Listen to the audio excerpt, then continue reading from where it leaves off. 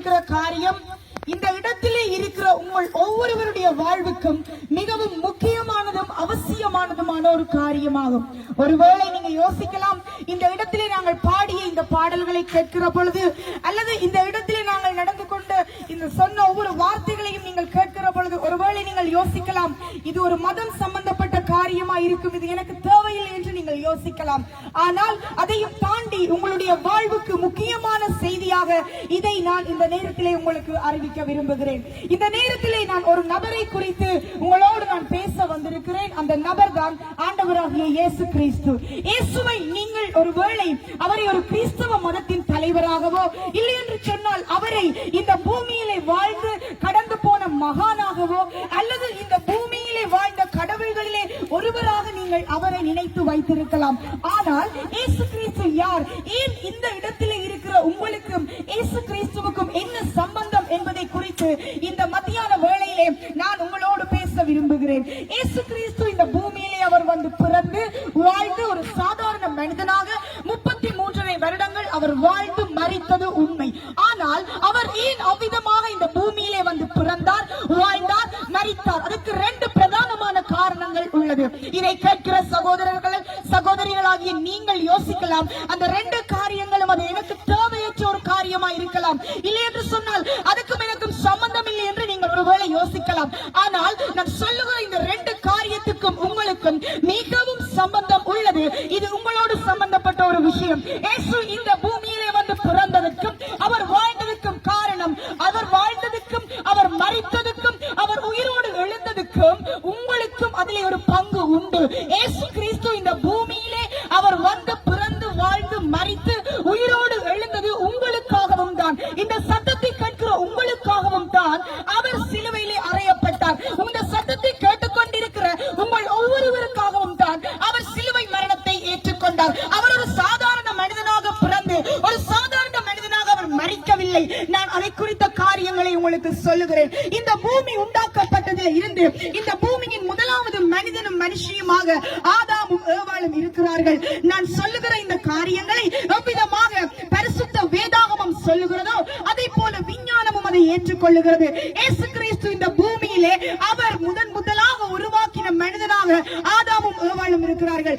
ஆதாம் ஏவாள் இந்த பூமியிலே பிறந்து அவர்கள் வாழ்ந்து கொண்டு வருகிற காலத்திலே இறைவனுக்கும் மனிதனுக்கும் இடையிலே பாவத்தின் நிமித்தமாய் உண்டாகின அந்த பிரிவை நீக்குவதற்காகத்தான் இயேசு கிறிஸ்து இந்த பூமியிலே மனிதனாக வந்தார். அவர் மனிதன் கிடையாது, ஆனால் அவர் மனித வடிவிலே இந்த பூமிக்கு அனுப்பப்பட்ட இறைவன். அவர் இந்த பூமியிலே வந்து வாழ்ந்து சகல ஜனங்களுடைய பாவங்களையும் மன்னித்து அவர்களுக்கு ஒரு விடுதலையை கொடுக்க வேண்டும் என்பதற்காக அவர் கல்வாரி சிலுவையிலே ஒரு கல்வனை போல அவர் அடிக்கப்பட்டார். இது எல்லாம் நான் சொல்லுகிற கதை கிடையாது, இது எல்லாமே சரித்திரம். இந்த உலகத்தினுடைய வரலாறு 2ஆக பிரிக்கப்பட்டது. கிறிஸ்துவுக்கு முன் கிறிஸ்துவுக்கு பின் என்று சொல்லி வேறு எந்த மகானையோ வேறு எந்த நபரையோ வைத்து இந்த உலகத்தினுடைய வரலாறு 2ஆய் பிரிக்கப்படவில்லை. அவராலே தான் இந்த வரலாறு பிரிக்கப்பட்டது. இயேசு கிறிஸ்து இந்த பூமியிலே வந்து அவர் பிறந்து அவர் வாழ்ந்த நாட்களிலே அவர் அநேக ஜனங்களுக்கு அநேக நன்மைகளை செய்திருக்கிறார். பாவத்திலும் சாபத்திலும் வாழ்ந்த மக்களை விடுவிக்கிறது மாத்திரமல்ல, பிசாசின் கட்டுக்களோடும் இன்னுமாக மாந்திரீக பில்லி சூனிய பிரச்சனைகள், வியாதிகள், தீர முடியாத வியாதிகள் என்று அநேக ஜனங்களை தேவன் விடுவித்திருக்கிறார். அது மாத்திரமல்ல, அவர் மரித்தவர்களையும் உயிரோடு எழுப்பி இருக்கிறார். அந்த இயேசு கிறிஸ்து ஒரு பாவமும் அவர் செய்யவில்லை என்று வசனம் சொல்லுகிறது. அப்படிப்பட்ட அந்த இயேசு கிறிஸ்து சிலுவையிலே கள்வர்களோடு கள்வராய் அவர் அடித்து கொலை செய்யப்பட்டார். அவருடைய இரத்தத்தினாலே தான் இந்த முழு மனு குலத்துக்கும் மீட்பு உண்டு என்பதற்காகவே பிதாவாகிய தேவன் அவரை அவ்விதமாக அடிக்கப்படுவதற்கு ஒப்புக் கொடுத்தார். இயேசு கிறிஸ்து இந்த பூமியிலே அவர் வாழ்ந்து அவர் மரித்த அந்த நாட்களிலே அவர் சாதாரணமான ஒரு மனிதன் என்று சொன்னால் அவர் அவ்விதமாகவே மரித்து போயிருப்பார். ஆனால் அவர் 3ஆவது நாள் உயிரோடு கூட எழுந்தார் என்று பரிசுத்த வேதாகமம் சொல்லுகிறது. அதை போல அதற்கான சான்று எருசலேமிலே இன்றைக்கும் அவருடைய கல்லறை திறந்து வைக்கப்பட்டிருக்கிறது. சாதாரணமாக மனிதனாய் பிறந்த ஒரு நபர் மரித்ததுக்கு பின் உயிரோடு எழும்ப முடியுமோ? அல்ல என்று சொன்னால் இயேசு கிறிஸ்து ஒரு சாதாரணமான நபராய் இருந்திருந்தால் அவர் உயிரோடு எழுந்திருப்பாரோ? இல்லை, அவர் மெய்யாகவே கடவுளாலே அனுப்பப்பட்ட இறைவனாலே அனுப்பப்பட்ட குமாரன் என்பதாலேயே அவர் அவ்விதமாக உயிரோடு கூட எழும்பினார். இயேசு கிறிஸ்து இந்த பூமியிலே வாழுகிற காலங்களிலே உங்களுக்கு பாவத்திலிருந்தும் சாபத்திலிருந்தும் நீங்கள் அனுபவிக்கின்ற எல்லா பாடுகளிலும் இருந்தும் உங்களுக்கு விடுதலையை கொடுக்க முடியும். இது முதலாவது காரியம். இன்னும் ஒரு முக்கியமான காரியத்தை நான் உங்களோடு பேசுகிறேன். ஒருவேளை இப்பொழுது நான் சொன்ன இந்த காரியங்களிலே நீங்க யோசிக்கலாம், நான் சந்தோஷமாகத்தான் இருக்கிறேன், நான் மன நிம்மதியோடு தான் இருக்கிறேன், அந்த இயேசு எனக்கு தேவையில்லை என்று நீங்கள் சொல்லலாம். ஆனால் நான் உங்களுக்கு ஒன்றை சொல்லுகிறேன், அருமையான சகோதரனே சகோதரியே, தாயே தகப்பனே, மனிதனாய் பிறந்த எனக்கும் உங்களுக்கும் ஒரு நாள் மரணம் நேரிடும். நானும் நீங்களும் ஒரு நாள் மரணத்தை சந்திக்க போகிறோம். அவ்விதமாக நாங்கள் மரணத்தை சந்திக்கிற பொழுது நாங்கள் போகிறதுக்கு 2 இடங்கள் உண்டு. இந்த பூமியிலே மனிதனாய் பிறந்து வாழ்ந்து கொண்டிருக்கிற நாங்கள் யாவரும் ஒரு நாள் மரணத்தை சந்திக்க போகிறோம். ஒருவேளை இதை பேசிக் கொண்டிருக்கிற எனக்கு கூட இப்பொழுது கூட மரணம் நேரிடலாம்.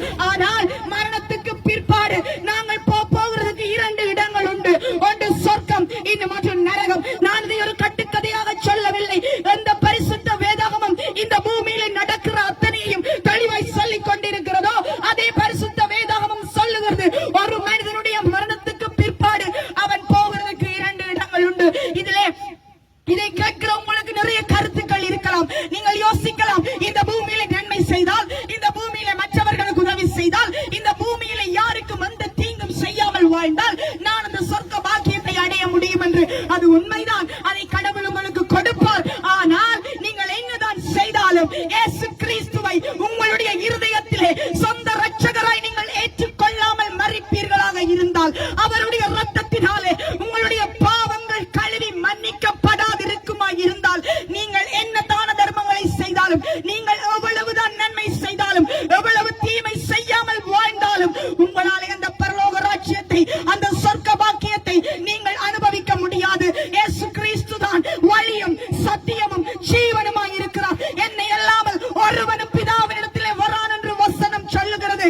இயேசு கிறிஸ்து ஒருவேளை இந்த பூமியில நீங்க வாழுகிற பொழுது உங்களுக்கு தேவையற்ற நபராக இருக்கலாம்.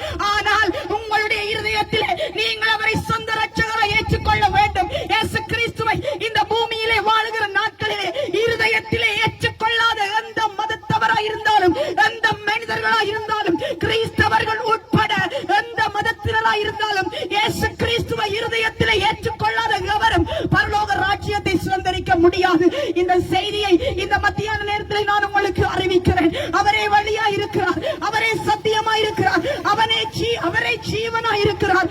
அவரை அல்லாமல் நீங்கள் பரலோகத்தை பெற்றுக்கொள்ள முடியாது. அதுதான் வாழ்க்கையில மிகவும் முக்கியமான காரியம். இந்த பூமியிலே ஒரு 75 வருடங்கள் பலத்தின் மிகுதியால் 100 வருடங்கள், சரி 180 வருடங்கள் வாழ்ந்தால் கூட எங்களுக்குள்ள இருக்கிற இந்த ஆத்துமாவுக்கு ஒரு நாள் மரணம் நேரிடும். இந்த சரீரத்துக்கு ஒரு நாள் மரணம் நேரிடும். ஆனால் இந்த ஆத்துமா அழிவில்லாத இந்த ஆத்துமா ஏதோ 2 இடத்திலே ஒரு இடத்துக்கு போக வேண்டும். அதுக்கான ஒரு வழியைத்தான் இந்த மத்தியான நேரத்திலே நான் உங்களுக்கு அறிவிக்கிறேன். நீங்கள் எப்படிப்பட்ட நம்பிக்கையுடையவர்களாக இருக்கலாம், நீங்கள் எப்படிப்பட்ட என்ன காரியங்களை நீங்க செய்கிறவர்களாய் கூட இருக்கலாம், இல்லை என்று சொன்னால் நீங்க எந்த மதத்தினராய் கூட இருக்கலாம். எனக்கு அதை பற்றி பிரச்சனை இல்லை.